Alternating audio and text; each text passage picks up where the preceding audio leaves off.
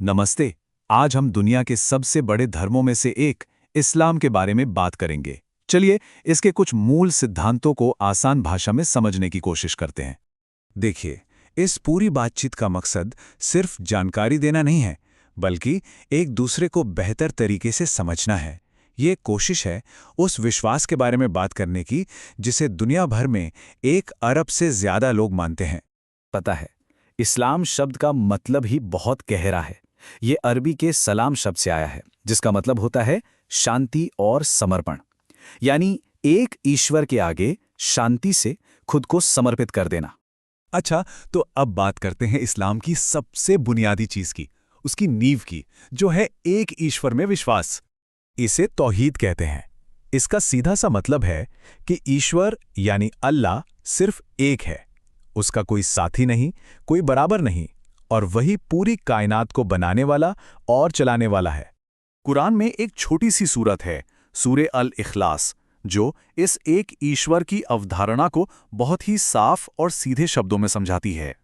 अब तौहीद को और अच्छे से समझने के लिए इसे 2 और शब्दों के साथ रखकर देखते हैं।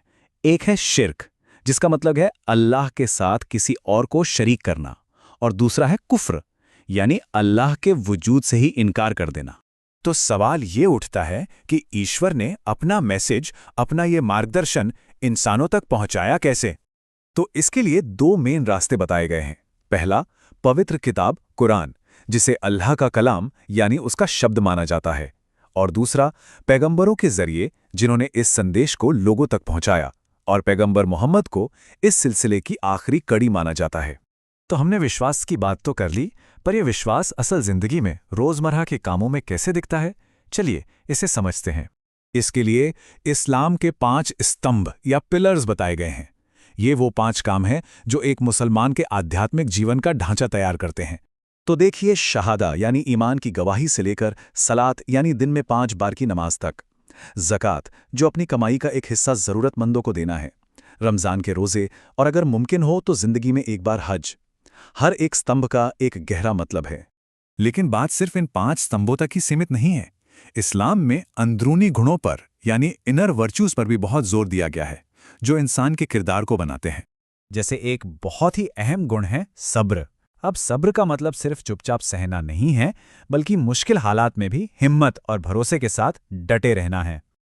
अच्छा, एक शब्द है जिहाद, जिसे लेकर अक्सर बहुत सारी गलतफहमियां होती हैं। तो चलिए आज इसके असली मतलब को समझने की कोशिश करते हैं। इस्लाम में जिहाद के 2 पहलू बताए गए हैं। एक है बड़ा जिहाद, जो खुद की बुराइयों के खिलाफ एक बेहतर इंसान बनने की अंदरूनी लड़ाई है, और दूसरा है छोटा जिहाद, जो बाहरी संघर्ष है, जैसे अपने धर्म या परिवार की रक्षा करना, लेकिन उसके भी कुछ तय नियम और कायदे हैं।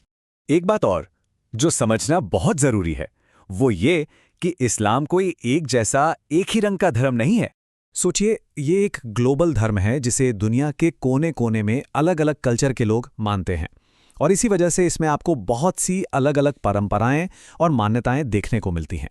तो कुल मिलाकर जो संदेश सामने आता है वो है एकता का। ये एक दूसरे के लिए सम्मान और हमदर्दी की बात करता है, ताकि हम सब मिलकर एक ज्यादा शांतिपूर्ण दुनिया बना सकें। तो जाते जाते एक सवाल के साथ आपको छोड़े जाते हैं। जरा सोचिए, अगर हम खुले मन से एक दूसरे के विश्वास और परंपराओं को समझने की कोशिश करें, तो क्या हम एक बेहतर और ज्यादा कनेक्टेड दुनिया नहीं बना सकते?